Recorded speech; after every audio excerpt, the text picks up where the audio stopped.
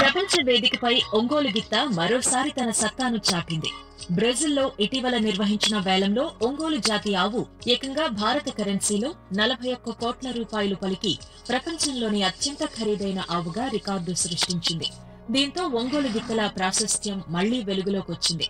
1960వ దశకంలో ప్రకాశం జిల్లా ఒంగోలు సమీపంలోని కరవది గ్రామం నుంచి తీసుకువెళ్లిన ఆవు ఎద్దులను క్రాస్ చేయగా పుట్టిన ఆవుకు ఇంతటి ధర వచ్చిందని, ఇదంతా ఒంగోలు గిత్తల వైభవంగా ప్రకాశం జిల్లా వాసులు, ప్రత్యేకించి కరవది గ్రామస్తులు సంతోషం వ్యక్తం చేస్తున్నారు. మా గ్రామంలో మా దాయాదులైనటువంటి పోలవరి పానుమయ్య గారు అప్పుడు ఒక గిత్తను పెంచినారు. దాన్ని దాదాపుగా ఇక్కడ ప్రకాశం జిల్లాలో కానీ ఎక్కడైనా ఇది చాలా సార్లు సంతలకు తగలకపోవటం, ఫస్ట్ ప్రైజులు రావటం, ఆ తర్వాత ఢిల్లీ వాళ్ళు వచ్చి చూడటం, దాన్ని అభినందించటం, వారు దాన్ని 60 సంవత్సరాల క్రితం దాదాపు బ్రెజిల్ వాళ్ళు తీసుకుపోవటం జరిగింది. దాని ద్వారా ఇక్కడ మన ఒంగోలు జాతి పశువులకి ఎంతో గొప్ప పేరు ప్రఖ్యాతి రావటం కూడా జరిగింది. ఈ ఒంగోలు జాతికి పేరు రావటం కానీ, ఈ దేశానికి కానీ రాష్ట్రానికి కానీ మంచి పేరు రావడానికి ఆ ఎద్దు ఎంతో దోహదపడింది. 1962 ప్రాంతంలో కరవాది నుంచి ఒక బుల్లు వెళ్ళింది. ఆ బుల్లు పోలవరపు అమ్మయ్య గారిది. ఆ బుల్లుని ఆ రోజుల్లోనే 60,000కి వాళ్ళు పర్చేజ్ చేసి రిజల్ట్ తీసుకుపోయారు. ఆ పర్చేజ్ చేసినప్పుడు కూడా డికో అనేటువంటి వాడు తీసుకుపోయి దాన్ని సెమెన్ని వాడు ప్రిజర్వ్ చేశారు. ఈ రోజు కూడా దాని సెమెన్ ఉన్నది. తెల్లటి శరీరం, నిండైన సౌష్ఠవం, రంగంలో రాజసం, చూపరులను ఆకట్టుకునే మూపురం. ఒంగోలు జాతి పశువుల పేరెత్తగానే ఎవరికైనా ఠక్కును గుర్తొచ్చేవి ఇవే. ఎద్దుల్లో అనేక జాతులున్నప్పటికీ ఒంగోలు జాతి గిత్తలకు ఉన్న క్రేజ్ వేరే. ప్రకాశం జిల్లాలో గుండ్లకమ్మ నదీ పరివాహక ప్రాంతంలోని ఉలిచి, కరవది గ్రామాల్లో ఈ జాతి పశువులు ఎక్కువగా కనిపిస్తాయి. ఇక్కడే ఇంత ప్రసిద్ధిగాంచినటువంటి ఎద్దు ఎందుకు పుట్టిందంటే, ఈ ప్రాంతంలో ఉన్నటువంటి భూమిలో ఉన్నటువంటి లవణాలు ఇవి కానీ, అవి ఆ నుంచి వచ్చినటువంటి దానా ఇవి తినటం కానీ, వీటి వల్ల బలిష్టమైనటువంటి ఒంగోలు జాతి ఆవిర్భావం జరిగింది. ఇది ఎంత ప్రసిద్ధిగాంచిందంటే, జనరల్ గా దీని సరాసరి ఎత్తు గాని బరువు గాని ఇదంతా 1100 కేజీల పైన ఇది బరువు పెరిగేటువంటి పరిస్థితి ఉంది. అందువల్లే ఇది చూడటానికి అందంగా, రాజసంగా, బలిష్టంగా అందరికి కనిపిస్తుంది. ఒకప్పుడు ఈ ప్రాంతంలో దాదాపు ఇంటింటికి జత ఎడ్లుండేవి. కానీ వ్యవసాయంలో యాంత్రీకరణ పెరగడం, ప్రధానంగా ఈ ప్రాంతంలో వాణిజ్య పంటల సాగు పెరిగి వరి సాగు క్రమంగా తగ్గడంతో ఈ పశువుల పోషణ ఆర్థికంగా భారంగా మారి వీటి సంఖ్య తగ్గుతూ వస్తోంది. నేను దాదాపు ఒక 40 సంవత్సరాల నుంచి వ్యవసాయం చేస్తున్నాను. నేను చిన్నతనంలో ఎద్దుల్ని పోషించాను. బాగా ఎక్కువగానే ఎద్దులతోటి వ్యవసాయం చేశాను. ఇప్పుడన్నీ ట్రాక్టర్ వచ్చేసి ట్రాక్టర్తో దున్నుకుంటూ వీటికి దూరంగా జరిగే వ్యవహారంగా ఉండి మా గాడిన ఎద్దులు పూర్తిగా దూరం అయిపోయి, అలాంటి ఉన్నతమైనటువంటి పశువు ఇప్పుడు దీనావస్థ చేరింది. ఎందుకు చేరిందంటే మెకనైజేషన్ వచ్చేసింది. మెకనైజేషన్ వచ్చినందువల్ల ఎద్దులు అరగతుండటం మానేశారు.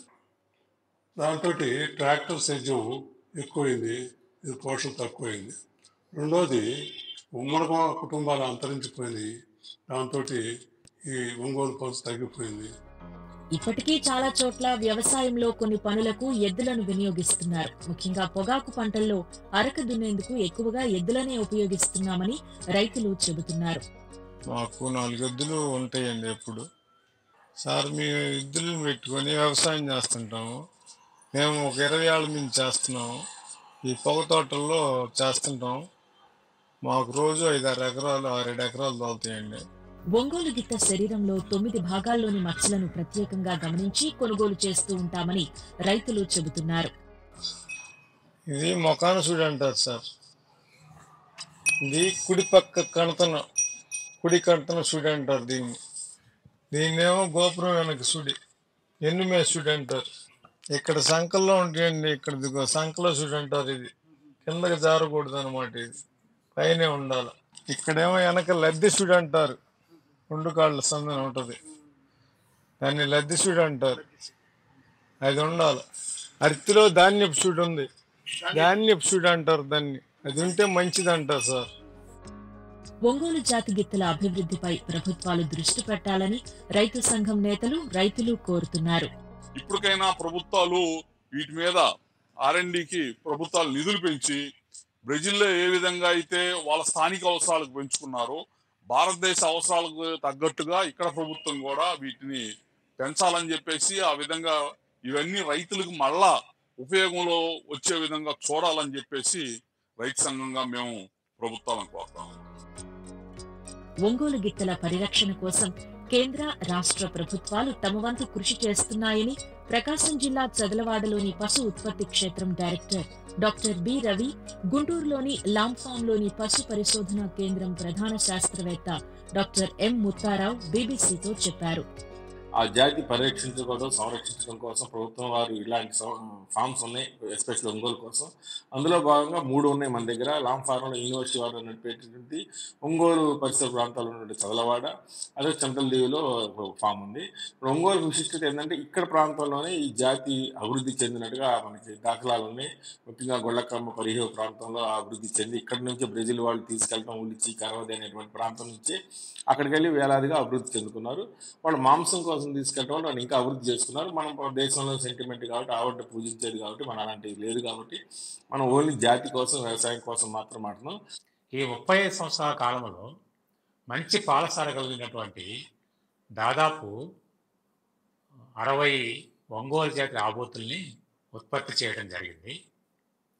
ఈ ఆబోతుల ద్వారా సేకరించినటువంటి వీర్యాన్ని దాదాపు 10 లక్షల వీర్యపు డోసుల్ని రాష్ట్రంలో అనుమూలలో ఉన్నటువంటి రైతులకు సంబంధించిన ఒంగోలు జాతి ఆవులకి కోసం ఇవ్వడం జరిగింది.